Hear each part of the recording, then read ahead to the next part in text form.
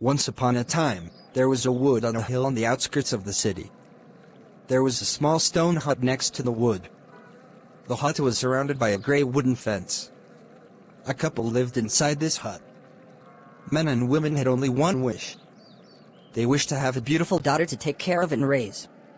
They are not sure that they will be wonderful parents. Upstairs, behind the hut, there was a window. The window opened to a beautiful view of a large garden. Inside the garden was full of a beautiful plant called Rapunzel, which had big and very beautiful green leaves that were very tasty.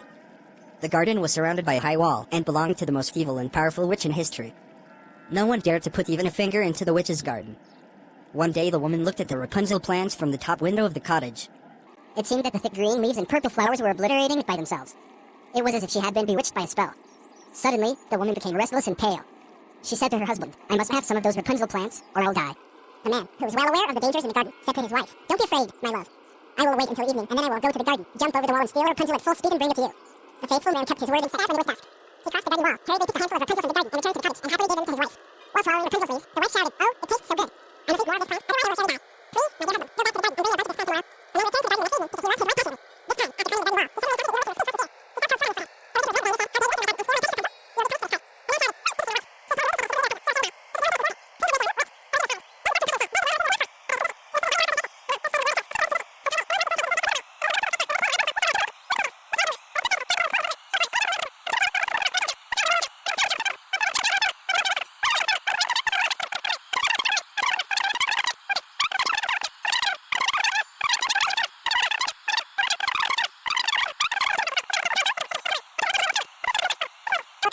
transformed inside. The Rapunzel was one by himself, and then went down, and the Rapunzel Drew her hair down from the window, and the king's son climbed out of it.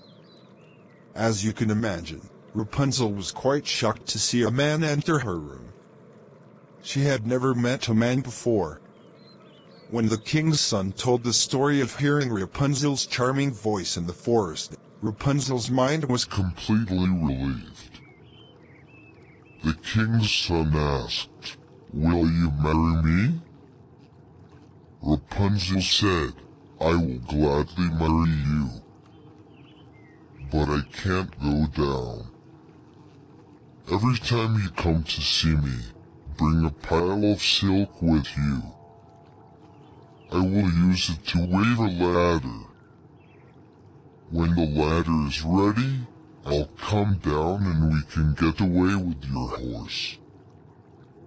The king's son agreed to visit Rapunzel every night. In this way, he could be safe from the witch who comes to the tower every day. The witch had no idea about the king's son until one day Rapunzel carelessly revealed her secret. Rapunzel jumped out of her mouth and said, "Witch, how is it that your king's son climbs out of my hair in the blink of an eye, but it takes so long for you?" "What did you say?" "You are only mine." "Oh, how you tricked me, Rapunzel." "You took so much pain for this cart," cried the wizard. The witch quickly grabbed Rapunzel's hair and took out a pair of scissors from her bag. Rapunzel's hair was picked up in the blink of an eye and fell on the floor. Rapunzel let out a loud scream and then started to cry. The wizard shouted, "I will send you to the desert to spend the rest of your life in loneliness and misery." Then, with a snap of the witch's long fingers, Rapunzel disappeared from the room. That night, the king's son went to the tower and shouted, "Rapunzel, Rapunzel, let your hair down." He immediately jumped out of the window, but this time it was the witch who was holding Rapunzel's long golden hair. The king's son went up. He expected to see the kind Rapunzel, but this time he met the witch's venomous gaze. The wizard said mockingly, "My dear Rapunzel, because of you, she is gone, you will never see her again." The king's son, who was very upset after hearing this news, stepped back and suddenly fell down from the window. He barely survived, but a thorn stuck in his eye and blinded him.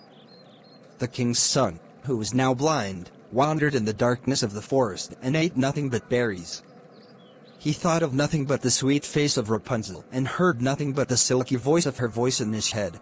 He wandered for years in misery looking for Rapunzel.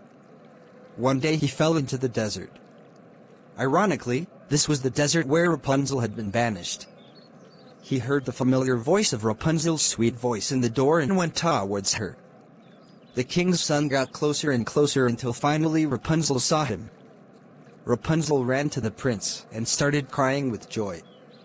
When 2 drops of Rapunzel's tears fell on the prince's eyes, suddenly the prince regained his sight and looked at Rapunzel. Then he looked at the 2 young children who were standing next to him. Rapunzel said, "Meet your daughter and son." The prince asked, "Wow! They are twins." "Yes.